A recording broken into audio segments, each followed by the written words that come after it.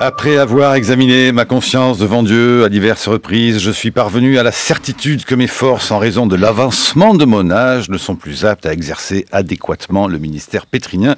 Voici ce qui fut dit en latin, s'il vous plaît, donc hier matin par le pape Benoît XVI, renonçant ainsi à sa fonction. Du coup, patatras, le monde entier a réagi à cette annonce surprise, sonnée, lit-on ça et là, comme un coup de tonnerre sur le dôme du Vatican, même si au fond, après tout, et avec un peu de recul, la surprise pour beaucoup n'était que partielle. En effet, depuis plusieurs mois, le pape Benoît XVI avait envoyé des signaux et montré des signaux de faiblesse. Et à 85 ans, il avait en effet, selon beaucoup d'observateurs, de plus en plus de difficultés physiques en tout cas, à assumer ses fonctions. Il faut dire de toute façon que dès le départ, ça n'était pas parti flambard. Le cardinal Ratzinger était plus enclin à la réflexion théologique qu'à l'exercice d'un ministère, plus intellectuel que pasteur. Il avait même déclaré dans un entretien au fond que le jour de son élection, il l'avait vécu comme un couperet, quasiment une sorte de guillotine, allant à reculons, comme dans le film que fera plus tard Nanni Moretti, sur le balcon, étendant les bras et reconnaissant qu'il était donc devenu pape. Alors son pontificat aura donc été aussi éprouvant, tant il aura été ponctué de crises, avec en premier lieu, on le sait, le scandale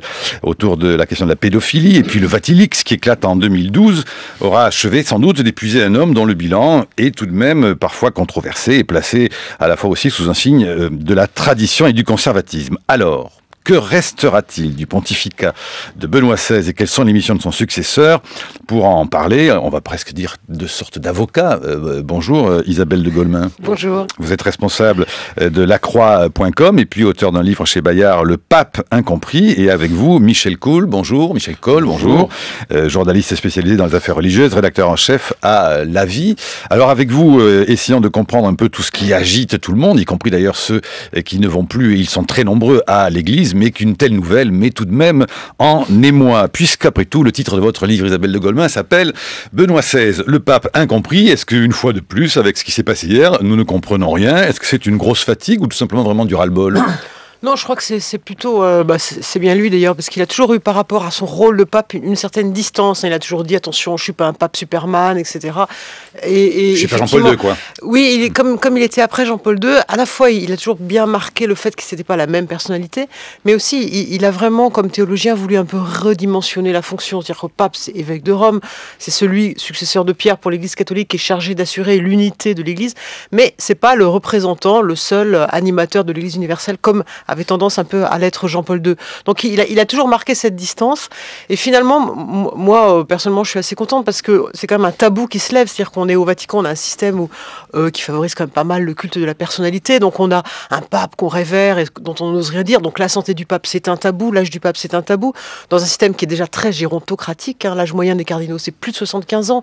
Donc personne ne parle de l'âge. Et là, ils auront un tabou. Et il dit, de toute façon, avec aujourd'hui les sciences modernes, on aurait pu durer jusqu'à 100, 105 ans avec un pape comme ça, et c'était pas possible. Donc moi je trouve que c'est plutôt bien. Michel Coll. Ah oui, mais je suis complètement d'accord. En écoutant Isabelle... Vous avez été surpris quand même ou... Alors, ça va paraître vaniteux, pas du tout. Pas du tout surpris. Pour tout vous dire, j'ai eu la semaine dernière un contact avec quelqu'un qui était au Vatican qui m'a dit il y a une rumeur actuellement dans l'entourage du pape. Le pape s'en irait à la fin de l'année de la foi, puisqu'il avait décrété une année de la foi, donc dans le courant de cette année, pour se retirer avec son frère dans un monastère. Or, c'est le vieux rêve de Joseph Ratzinger. Moi, je l'avais rencontré en 97 pour l'Express, et il m'avait dit à l'issue d'un entretien, moi, les spotlights, tout ça, j'ai horreur de ça. Moi, je suis un rat de bibliothèque, m'avait-il dit avec son accent allemand, français, parfait.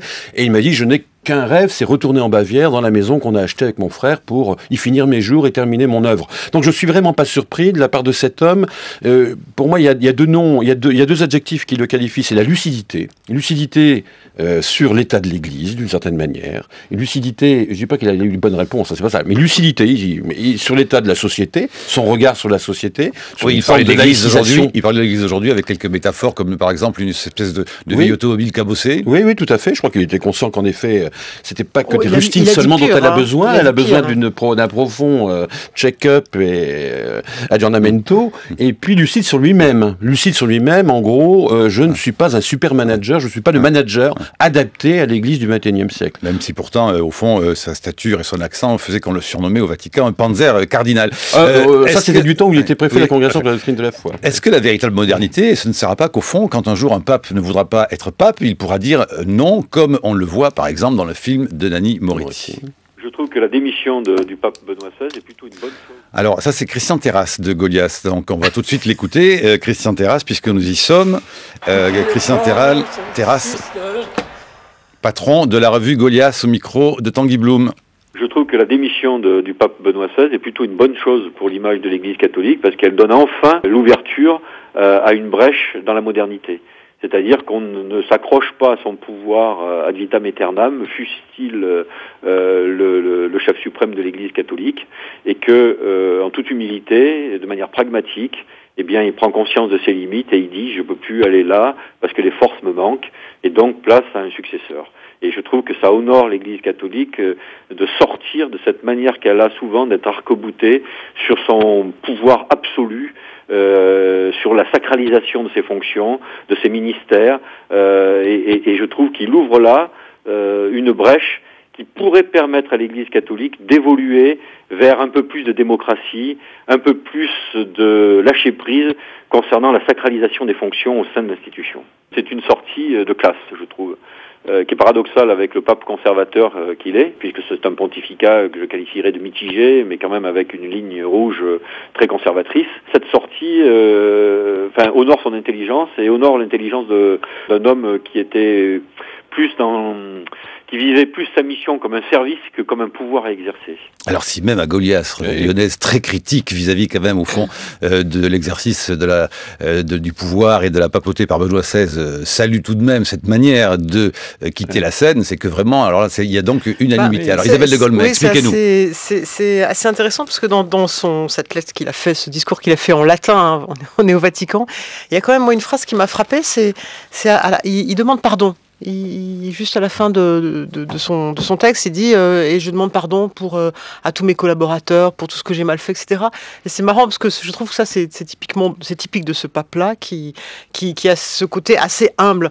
Donc c'est bien, c'est bien parce que là on va élire un pape en se disant, c'est vrai que jusqu'à maintenant on hésitait à élire des papes jeunes parce qu'on se disait on va en avoir pour très très longtemps. Là du coup c'est quand même plus intéressant. S'ils sont pas comme Jean-Paul II, on va en baver. Oui, enfin on va en baver ou en tout cas c'est trop. C'est vrai que c'est trop. Le pouvoir a sans doute besoin aussi de changer. 25 ans. Oui, c'est ça. Donc,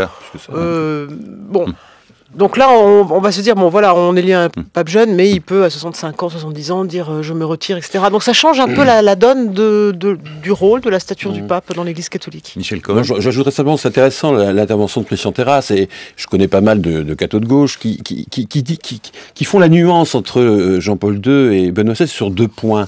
Jean-Paul II, c'était une superstar qui envahissait tout l'espace médiatique, qui était partout, qui était le curé du monde, qui allait prêcher aux quatre coins de la planète. Benoît XVI a été beaucoup plus humble. C'était pas son job. Lui, c'était plutôt un professeur, un docteur de la foi, un théologien. Et c'est vrai que les gens qui allaient le mercredi allaient écouter une grande catéchèse. Et pourtant, on raconte quand même qu'il avait remis une sorte de pompe au Oui, Vatican, alors ça, c'est la pompe liturgique. Un décor. Oui, mais ça, c'est le pape baroque qui aimait la liturgie baroque de son enfance en Bavière, et qui a toujours eu cette nostalgie. Quand on lit les livres de Ratzinger, il y a toujours cette évocation de son enfance, ces odeurs de cierges éteints ou allumés, bref, il aimait ça. Bon, d'ailleurs c'était paradoxal parce que l'homme était plutôt humble physiquement, petit, pas grand, il impressionnait pas. Je dis souvent que Jean-Paul II avait un corps, Benoît XVI c'était un esprit. Alors il était écrasé derrière sous ses chasamites, c'était assez paradoxal. Mais ce qui plaît aussi, je pense, aux cathos progressistes, c'est le fait qu'il n'était pas obsédé, comme l'était peut-être son prédécesseur, par les questions de morale privée.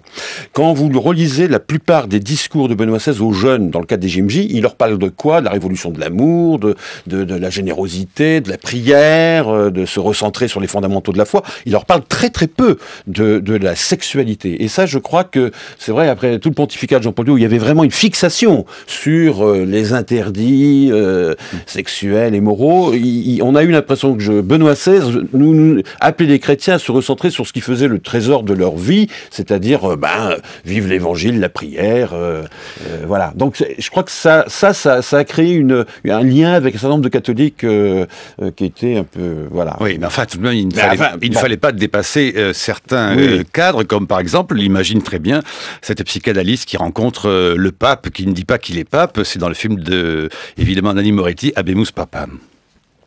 Et alors, vous avez toujours vécu seul? Pourquoi me demandez-vous ça? Comme ça, pour m'aider à mieux vous connaître. On m'a dit que vous n'étiez pas marié et que vous n'aviez pas d'enfant. Mais vous avez des liens affectifs qu'on comptait, non? Non. Et ça n'a pas été un problème pour vous? Je ne sais rien, c'est ma vie, c'est arrivé comme ça. Je n'arrive plus à faire quoi que ce soit. Je suis tellement fatigué. Et cette difficulté, vous en avez parlé avec quelqu'un? Non, avec personne. Mais tout le monde est au courant.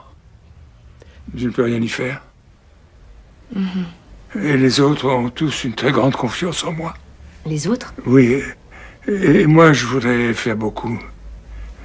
Il y a tellement de choses à changer maintenant. Et moi je voudrais... Donc vous travaillez? Oui, mais non. Quel est votre travail? Moi, ce que je fais? Oui.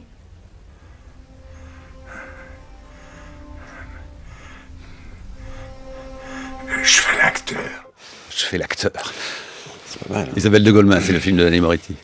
Oui, c'est marrant parce que effectivement maintenant avec le recul, on imagine Benoît XVI.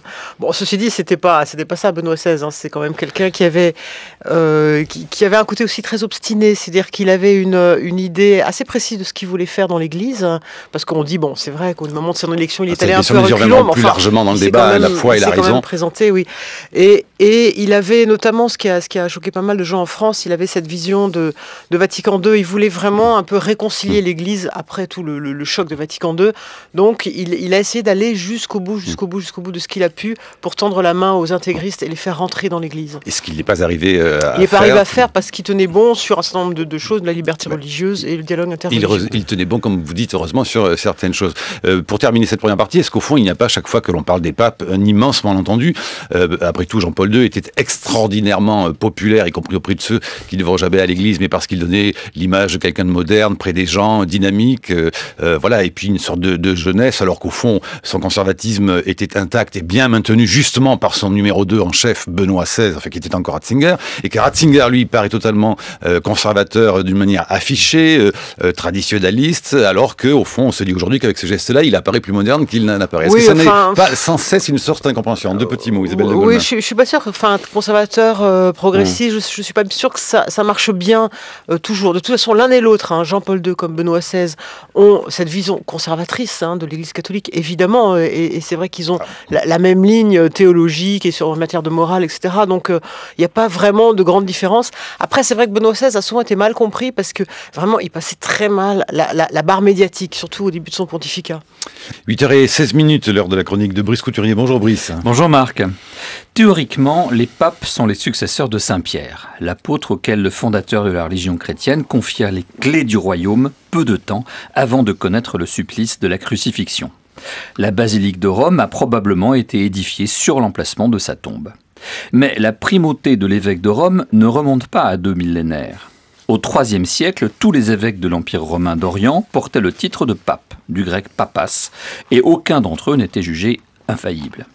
Du côté occidental, dès le VIe siècle, le titre a été réservé au Romanus Pontifex, l'évêque de Rome donc, mais c'est Grégoire VII qui, au XIe siècle, décida que l'évêque de Rome serait le seul à être désigné par ce nom pape.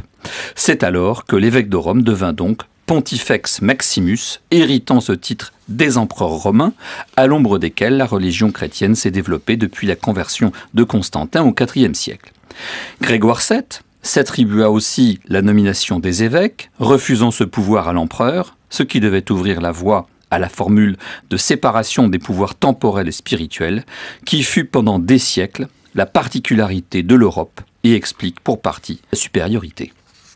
Pendant 8 siècles, le pape exercera une autorité territoriale régnant sur un des États italiens, les États pontificaux, et il n'est pas anodin que la vertu d'infaillibilité en matière spirituelle ait été octroyée par le Concile Vatican I à Pie IX, l'année même 1870, où la Maison de Savoie, en train de procéder à l'unification nationale de l'Italie, prenait possession de la ville de Rome et mettait fin à l'existence des États pontificaux. On peut y voir comme une espèce de compensation. Alors certes, le traité de Latran en 1929 a reconnu l'indépendance de la Cité du Vatican, État indépendant qui entretient des relations diplomatiques avec 179 États au monde et constitue ainsi une puissance diplomatique. Mais l'État en question ne comporte guère que le palais du Vatican, les jardins environnants, la cathédrale Saint-Jean de Latran et la résidence de Castel Gandolfo. En tout, 44 hectares, moins que la principauté de Monaco. Cela ne fait pas du pape une puissance temporelle. Le pape, combien de divisions ? Demandait Staline par boutade. Alors pas de blindés sans doute, mais 1,2 milliard de baptisés à travers le monde, 17,5% de la population du globe en augmentation constante en Afrique, en Amérique latine et en Asie du Sud-Est. Comme l'écrit Régis Debray, l'Europe de l'Ouest, ce cloche-merle désenchanté, nous voile le réenchantement en cours de l'Afrique, de l'Amérique et de l'Orient.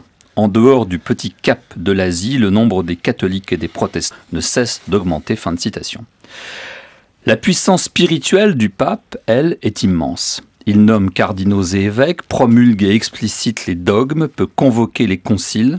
L'Église catholique est extrêmement centralisée, sa structure de pouvoir est quasi monarchique. On dit beaucoup que nos temps postmodernes requièrent les organisations en réseau, l'aplatissement des hiérarchies, la prise d'initiative à la base. L'Église catholique a pu subsister pendant 2 millénaires grâce à son hypercentralisation. Celle-ci est-elle devenue un handicap ?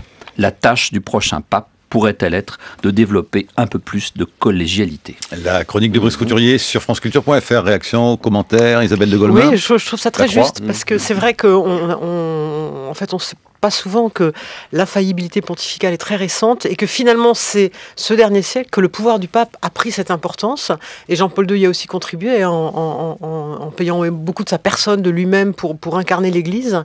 Et c'est vrai que Ratzinger, à l'époque où il était théologien progressiste entre guillemets, il avait imaginé une structure faite autour de patriarcat, c'est-à-dire en disant un peu comme si vous voulez, les orthodoxes ou la collégialité, en disant qu'il fallait des patriarches, en patriarches d'Europe occidentale, d'Europe orientale, d'Amérique, d'Afrique, etc., de façon à un peu décentraliser et faire beaucoup plus jouer la subsidiarité. Et c'est dommage qu'il n'ait pas appliqué ça une fois qu'il a été pape, parce que c'est vrai qu'à mon avis, c'est dans ce sens-là qu'il faut que l'Église aille. Michel Coll. Oui, je suis complètement d'accord avec ce qu'elle vient de dire, Isabelle.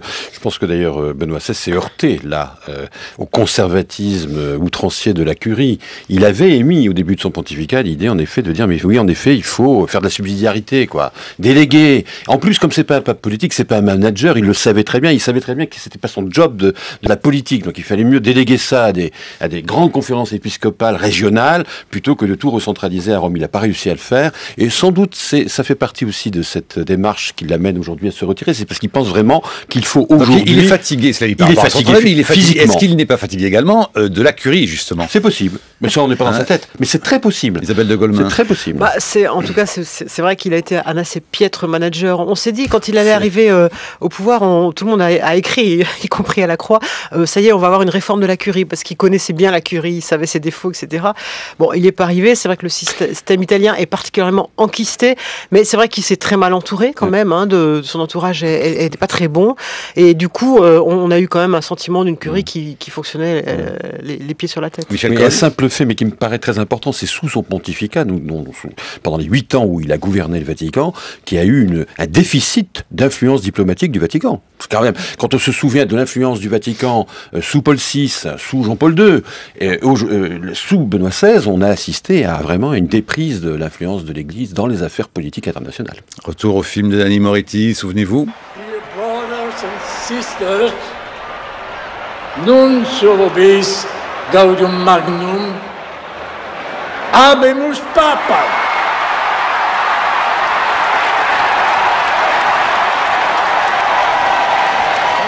Conventissimum ad reverendissimum.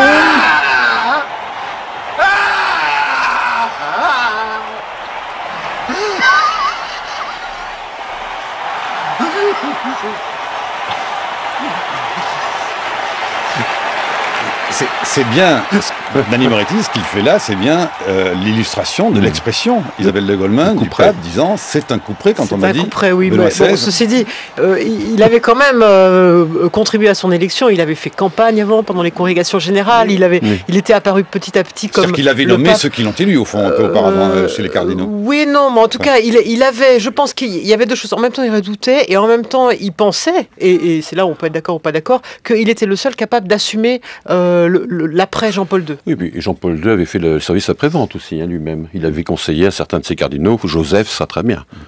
Et là, cela dit, Benoît XVI se retrouvera dans la position où vivant. Oui, mais je pense qu'il n'agira pas de la même manière. Je suis pas loin de penser qu'il. Alors, sur la question quand même du bilan et quel commentaire en faire, Caroline Fourest? Juste un point sur cette question de l'humilité, parce que c'est effectivement la clé très complexe du caractère de Benoît XVI. Vous l'avez rappelé, c'est vrai que quand il était jeune réformiste, il a combattu le centralisme romain, de la curie, mais qu'ensuite il a été encore une fois préfet de la doctrine de la foi pendant 20 ans, gardien du dogme, d'une rigidité absolue. Donc il y a toujours cet aller-retour entre une forme de, par tempérament introverti, de ne pas vouloir assumer effectivement le côté on voyage dans le monde entier, on a une grande puissance diplomatique, on déploie beaucoup d'énergie pour incarner l'Église, parce que ça ne correspond pas à son caractère tout simplement, et en même temps intellectuellement quelqu'un qui était extrêmement rigide, extrêmement dogmatique. Donc est-ce que le mot humble convient quand même tout à fait ? On peut être humble et dogmatiquement conservateur. Voilà, ça, à mon avis, c'est pas contradictoire, mais en revanche, c'est vrai que c'est son caractère, mais je pense aussi qu'il y avait un côté théologique. C'est-à-dire que il a souvent dit dans ses textes, pour lui, le pape, c'était d'abord l'évêque de Rome, donc celui qui doit conforter les autres dans la foi, etc. Un peu ce que Jésus avait dit à Pierre dans l'Évangile, mais il a vraiment dit qu'il ne devait pas être tout puissant. Donc il y avait aussi une vision théologique, je pense, donc caractère, mais aussi théologique pour redimensionner la fonction papale. Voilà, donc peut-être ce qui est plus contradictoire, me semble-t-il, c'est son goût, effectivement, de la liturgie ancienne, des atours qui rappelaient quand même à tous les catholiques l'époque où l'Église était extrêmement puissante. Oui, c'est ça qui choquait, effectivement, pour moi plus, en tout cas, cette contradiction entre ce pape humble, je pense, de caractère, et cette espèce de goût pour des atours qui étaient d'une complexité extraordinaire. Est-ce qu'on peut aller un peu plus loin justement là-dessus ? Parce que vous disiez tout à l'heure que c'était une sorte de nostalgie pour effectivement la liturgie de son enfance, de la Bavière, bien sûr en partie, mais c'est beaucoup plus politique que ça. L'attachement à une liturgie tridentine. Il a libéralisé, encore une fois, le missel en latin. Il a rétabli ce qui lui tenait à cœur, le fait de pouvoir faire la communion à genoux, de pouvoir tourner le dos aux fidèles. Toute cette pompe-là, ça n'est pas qu'une pompe anecdotique ou exotique. C'est une symbolique. C'est une symbolique de, quand même, une sorte de forme de domination. Il n'a jamais tourné le dos aux fidèles. Et il n'était pas pour la liturgie tridentine, mais il était pour la liturgie qui était exactement celle qui était juste après Vatican II. Et en fait, lui, ce qu'il n'a pas aimé, c'est l'évolution liturgique après. Et c'est vrai qu'il y avait effectivement une vision politique, je ne sais pas, en tout cas théologique, parce que ce qu'il voulait, c'était expliquer que c'était la même Église avant Vatican II et après Vatican II, qu'il n'y avait pas eu de rupture. C'était cette fameuse idée de la continuité, ou de la réforme dans la continuité, et pas de la rupture, alors que beaucoup de gens ont estimé que Vatican II était une rupture. Et là, on peut être d'accord et pas d'accord. En tout cas, sa vision liturgique, c'est à la fois ça, et à la fois, je suis assez d'accord, ce côté très baroque allemand. Mais est-ce que ça correspond à ce qu'il disait, à savoir vouloir redonner de la fierté aux catholiques dans un univers, dans un monde, un siècle où, au fond, de moins en moins de personnes vont à l'église. Alors, c'était une manière de conforter une communauté. Je suis pas d'accord. Non, je pense que Jean-Paul II a voulu redonner de la fierté. C'était le tempérament de Jean-Paul II de redire aux chrétiens, n'ayez pas honte de votre foi. Et il disait ça, pardon. N'ayez pas peur. N'ayez pas peur. Il disait ça après toute une période, en effet, de ce qu'on a appelé l'enfouissement. C'est-à-dire où les chrétiens, vous brillaient de l'intérieur et ne voulaient plus imposer, et c'est une très bonne chose, imposer leur foi aux autres dans une société qui se sécularisait. Donc Jean-Paul II leur a dit non, au contraire, n'ayez pas peur. Donc c'est toute la nouvelle évangélisation.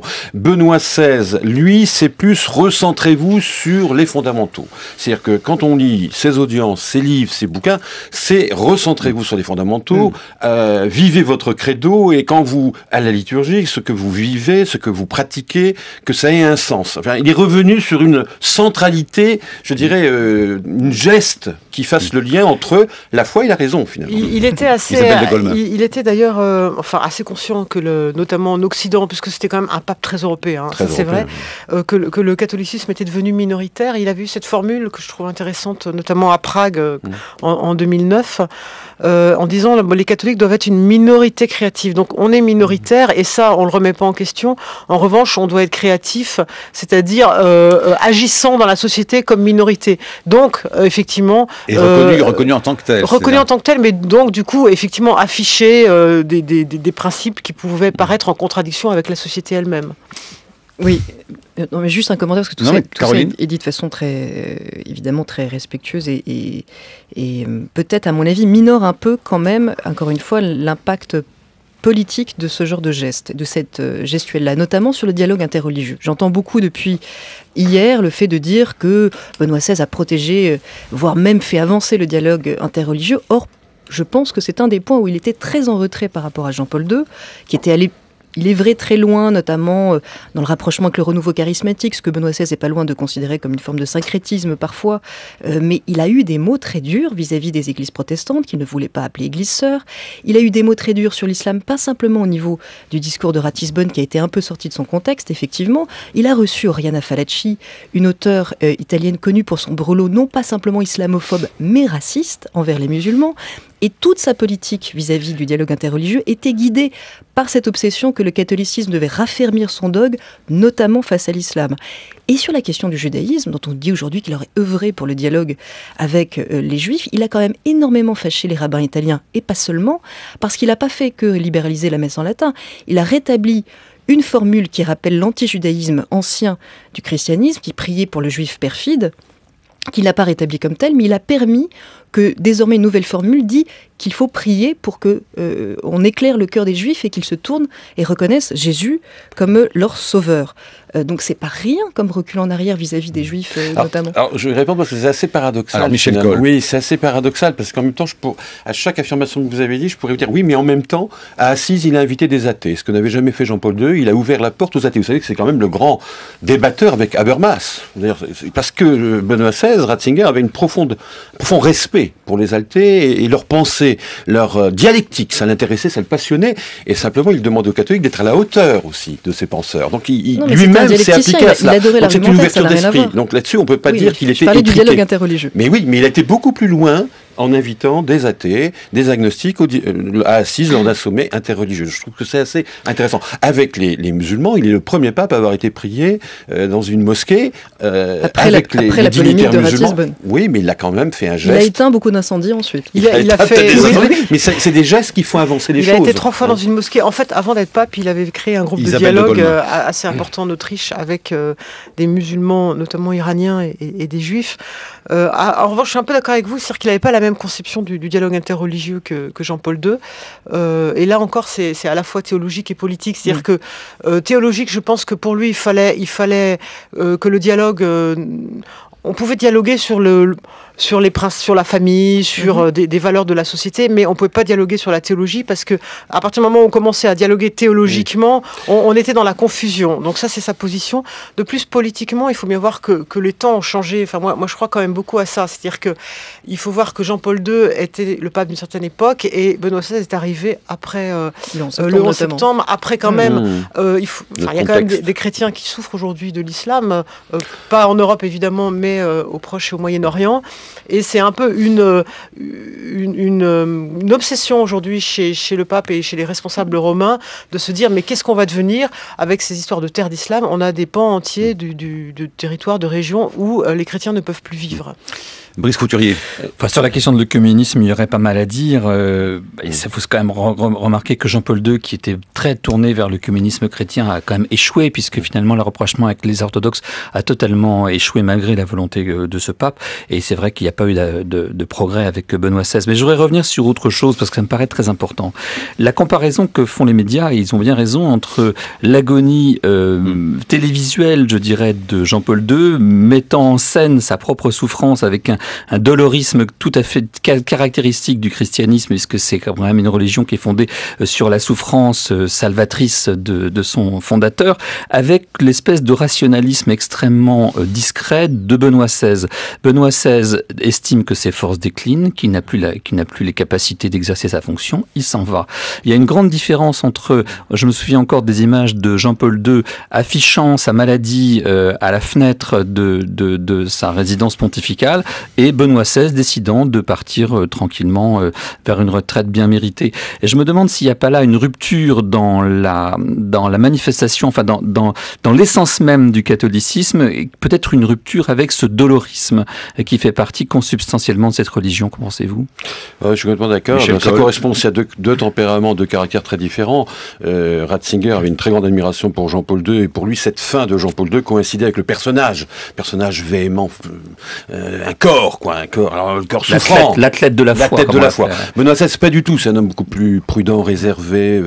Il a toujours été fragile sur le plan de la santé. Tout petit, il était chétif. On croyait même qu'il allait mourir. Il a une maladie très jeune. C'est un homme très fragile. Donc c'est pas quelqu'un qui avait envie non plus de mettre sous les spotlights la fragilisation de sa condition humaine. Donc ça, je crois que... Et en effet, ça permet de faire un bond spectaculaire dans, je dirais, la façon de présenter l'incarnation, le grand mystère de l'incarnation qui est le fondement de la foi chrétienne. Et c'est très intéressant de voir les réactions. J'entendais un micro-trottoir sur la place Saint-Pierre où des catholiques ne comprennent pas que le pape démissionne. Donc il y a toute une frange de catholiques, disons, conservateurs traditionnels ou traditionalistes qui disent « mais il n'est pas sérieux ce pape, il s'en va, il va pas jusqu'au bout du supplice, il va pas jusqu'au Golgotha ». Et moi je trouve que là, Benoît XVI fait faire une révolution théologico-spirituelle extraordinaire, c'est-à-dire arrêtons de magnifier la souffrance, la douleur. Est-ce que ça correspond justement à cette fameuse question qu'il a sur sa réflexion sur la foi et la raison? Est-ce que là il incarne complètement cette... Arrêtons de penser aussi que le pape incarne le Christ, parce que c'est quand même une confusion. Là, ce que vous dites, on est dans une forme de confusion. Portent leur croix. Il y a comme l'idée que la souffrance est rédemptrice. Oui, enfin, c'est pas au pape d'incarner ça, en tout cas seul et de fait. Là, ça n'est plus au pape de l'incarner. Mais je pense que Jean-Paul II avait de fait. Moi, je fais pas partie des gens qui étaient admiratifs de la fin de Jean-Paul II, et je pense que le premier à en avoir souffert, c'est Ratzinger. Absolument. Parce qu'il faut voir que les 5 dernières années de Jean-Paul II à Rome, c'était un sacré bazar, et que en fait la curie romaine était gouvernée par des clans, notamment des clans polonais ou des clans italiens, et que plus rien ne fonctionnait. Et d'ailleurs, quand Ratzinger, juste avant la mort de Jean-Paul II, avait écrit le chemin de croix, où il avait parlé des souillures qui éclaboussaient l'Église, etc., un discours d'une grande violence sur l'Église, notamment sur la curie romaine, c'était vraiment de ça dont il parlait. Donc je pense que ce qu'il a voulu surtout empêcher, c'est une fin de pontificat épouvantable.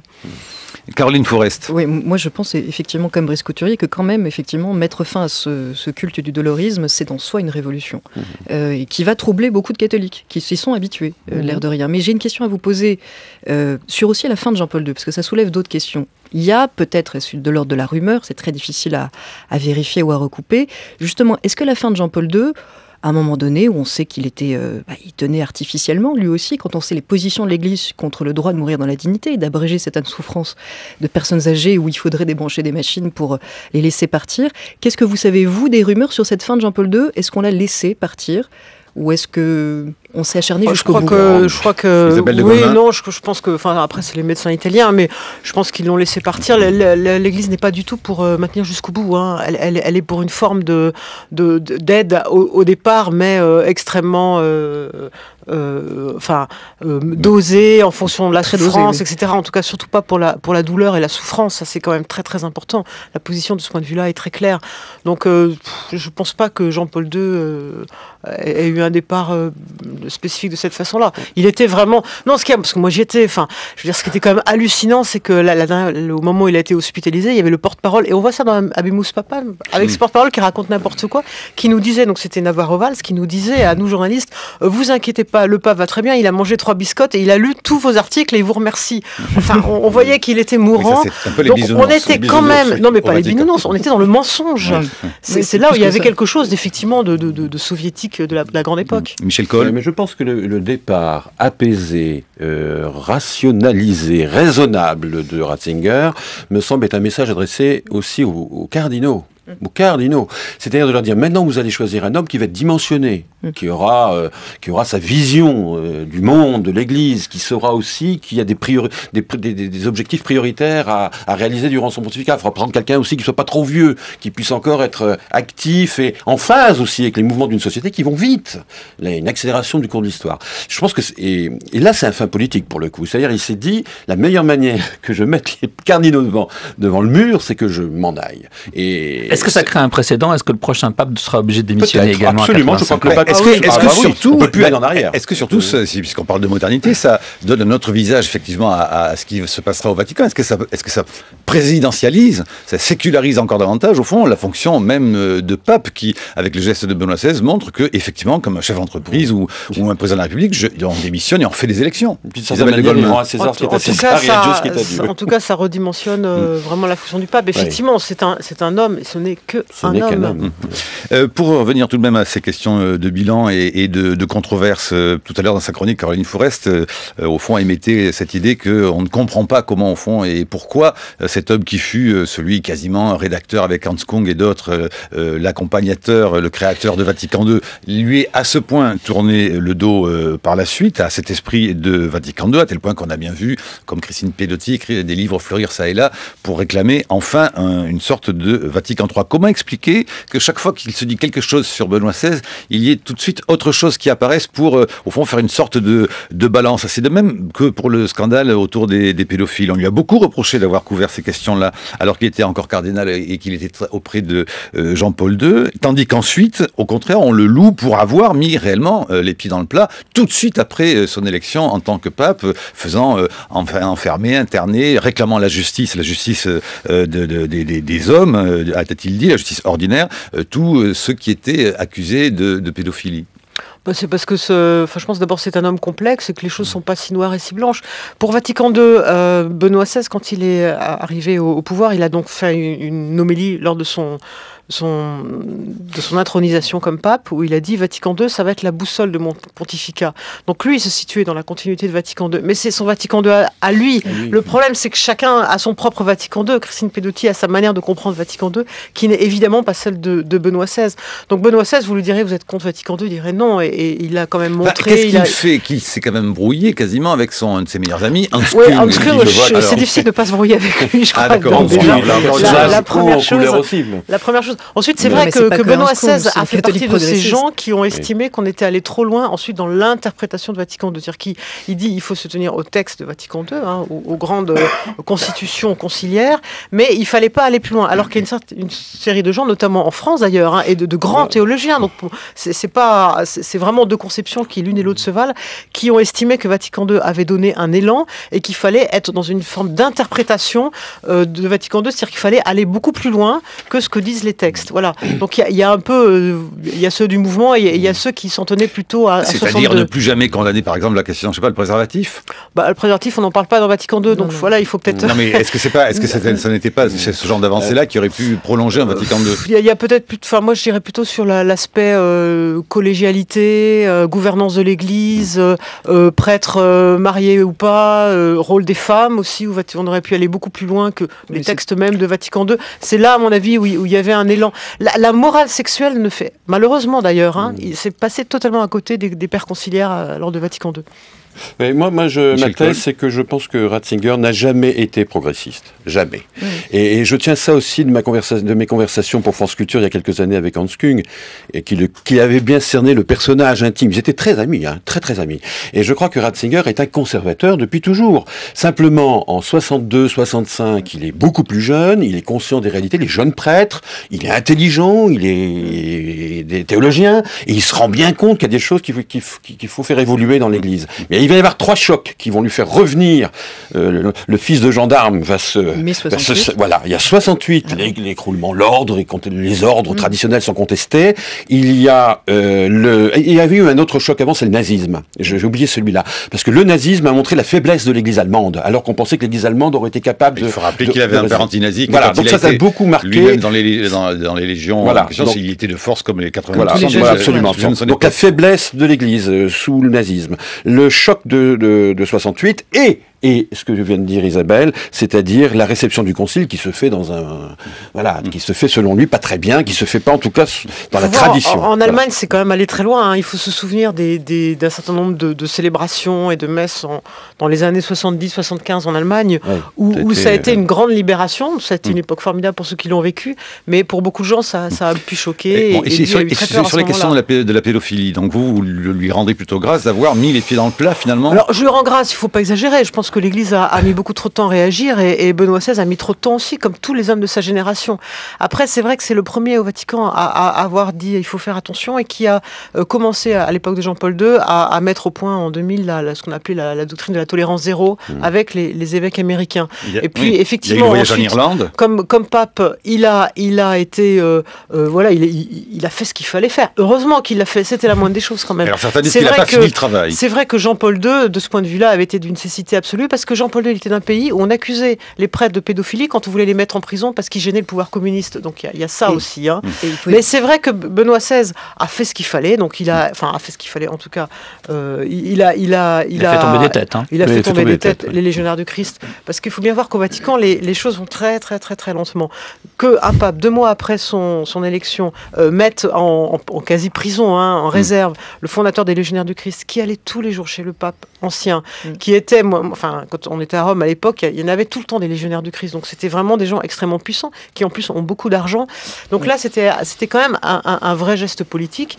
Et de même, quand il est allé aux États-Unis, il a demandé pardon, etc. Donc voilà, il a fait, c'était la moindre des choses. On peut penser qu'il aurait pu agir plus vite, plus directement, mais c'était pas non plus sa manière. Caroline Forest. Oui, il faut rappeler parmi les traumatismes, évidemment, l'anticommunisme et de Jean-Paul II et de Benoît XVI qui expliquent beaucoup leur phobie, qui a fini par coûter beaucoup aux catholiques, y compris de gauche, qui n'étaient pas pourtant des fous furieux, mais qui ont été mis dans le même sac et qui, je persiste, ont été extrêmement marginalisés encore aujourd'hui. La droitisation de l'Église et même de ses relais est impressionnante sur cette période.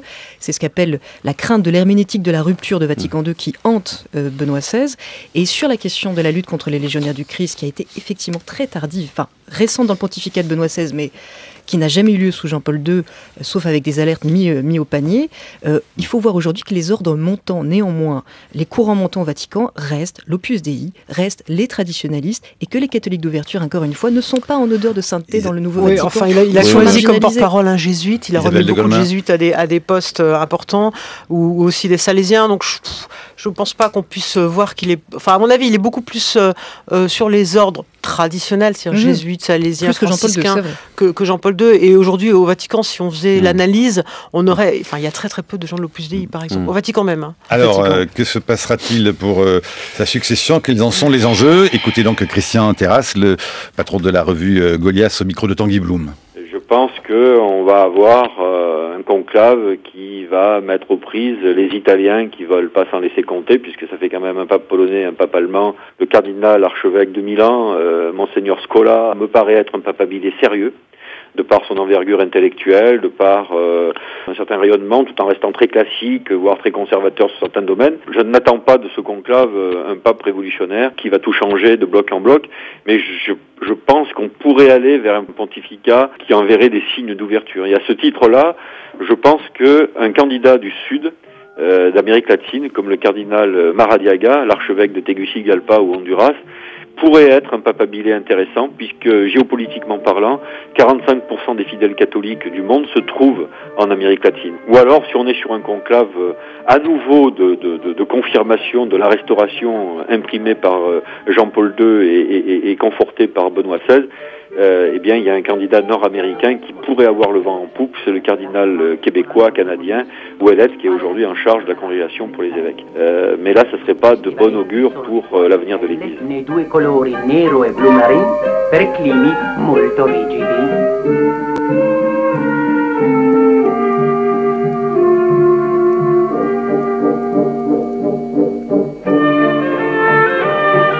Vous vous souvenez bien sûr de cette séquence de Fellini Roma du Fashion Conclave, donc où il y a ce défilé de mode sur les choses qu'il faut mettre tendance. On assistera à ce spectacle à nouveau dans quelques jours, enfin en tout cas pour le 28 février prochain. Ça va se passer comment? D'abord, sur les successeurs, vous partagez l'avis de Christian Terrasse ou... Oui, il a cité des noms dont on parle, en effet, mais vous savez, ceux qui rentrent dans la chapelle Sixtine papabilée, généralement, ils ne ressortent pas pape. Alors, vous savez, c'est un adage que l'on dit.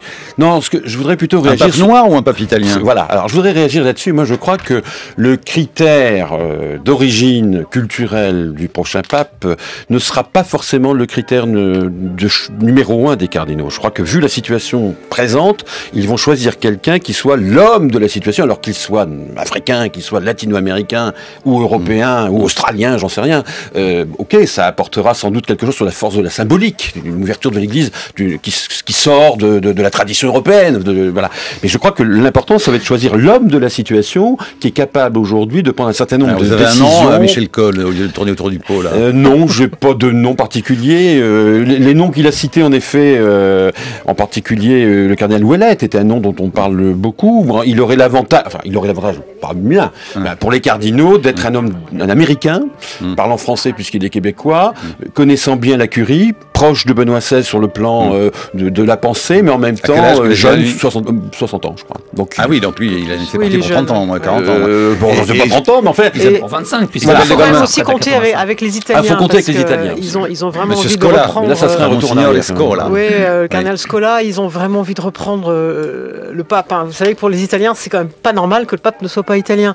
Donc ils sont très nombreux parce que Benoît XVI a nommé beaucoup d'Italiens. On lui a fait le reproche, trop d'Italiens parmi les cardinaux électeurs, 118 cardinaux électeurs. Donc il n'est pas impossible que ça revienne aux Italiens. En même temps, l'affaire Vatilix l'année dernière a quand même montré que le camp italien était assez incapable de bien gérer les affaires romaines. Il ressemble là, on est plus chez Coppola dans Le Parrain que... Oui, il y a eu la brutalité, des guerres de clans. Alors après, moi je pense que ce sera plutôt, on va sans doute prendre un pape bien pasteur, parce qu'on a souffert d'un pape. On a quand même besoin de quelqu'un qui fasse l'acteur, comme dit Piccoli. Donc peut-être quelqu'un qui aura une bonne expérience de terrain, peut-être quelqu'un qui vient d'un archevêché et pas quelqu'un de la curie romaine. Dites, est-ce qu'au fond, pour conclure, Benoît XVI ne fait pas au fond un vrai tour de force, un vrai coup absolument incroyable, c'est au fond de mettre en scène sa propre résurrection, puisqu'au fond le pape meurt et le cardinal Ratzinger opérer une résurrection. En tout cas, l'évêque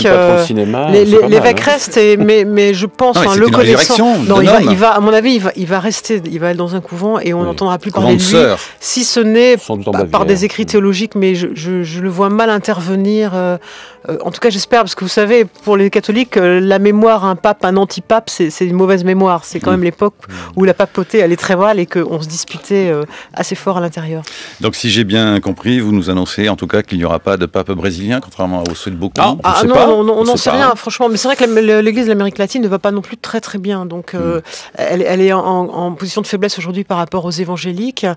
Donc, est-ce qu'elle est assez forte aujourd'hui pour avoir des très fortes personnalités dans son sein? Je ne suis pas sûr. En tout cas, ça sera au mois de mars, un nouveau pape au mois de mars. Il y aura un nouveau pape pour Pâques. Donc, la bénédiction Urbi et Orbi sera faite par... Pâques, c'est le 31 mars. Oui, ben voilà, ça sera fait.